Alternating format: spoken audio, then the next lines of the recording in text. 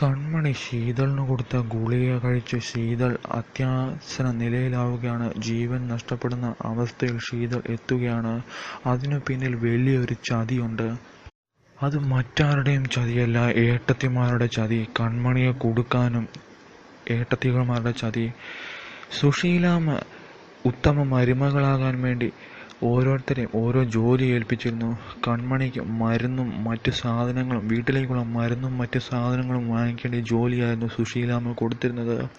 എന്നാൽ കൺമണിയെ കൊടുക്കാനും കൺമണിയെ ആ വീട്ടിൽ നിന്ന് പുറത്താക്കാനുമായി ഏട്ടത്തിമാർ ആ കൊടും ക്രൂരത ശീതൾ മോളോടും കൺമണിയോടും ചെയ്യുകയാണ്.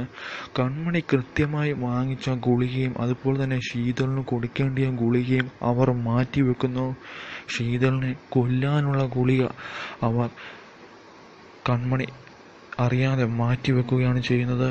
എന്നിട്ട് അത് കൺമണി കൊടുത്തതാണെന്ന് മനഃപൂർവ്വം ശീതളിനെ കൊല്ലാൻ നോക്കി കൊടുത്തതാണെന്ന് വിചാരിച്ചുകൊണ്ട് എല്ലാവരുടെ മുമ്പിൽ നാടകമാടുക. അങ്ങനെ അവർ ഗുളിക മാറ്റിവെച്ചതറിയാതെ കൺമണി ശീതളിന് ആ ഗുളിക കൊടുക്കുകയാണ്.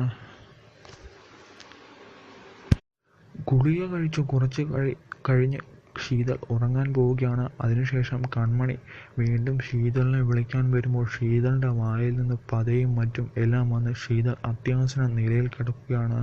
അവസാനം എന്താണെന്ന് അന്വേഷിച്ചു വരുമ്പോൾ എല്ലാം കൺമണിയുടെ നേരെ തിരിയുന്നു. കൺമണി കൊടുത്ത ഗുളിക കഴിച്ചതിന് ശേഷമാണ് ഇങ്ങനെ വന്നതെന്ന് എല്ലാവരും തിരിച്ചറിയുന്നു.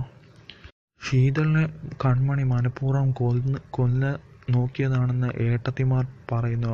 അതോടുകൂടി ദേവയ്ക്ക് സംശയമാവുകയാണ് ചെയ്യുന്നത്.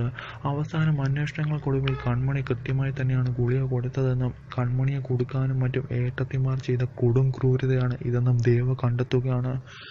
അതോടുകൂടി ഏട്ടത്തിമാരെന്ന ആ പിശാചുകളെ വീട്ടിൽ നിന്ന് അടിച്ചു പുറത്താക്കുകയാണ് ആനന്ദവർമ്മയും സുശീലാമ്മയും ദേവയും എല്ലാം കൂടി ചേർന്ന്.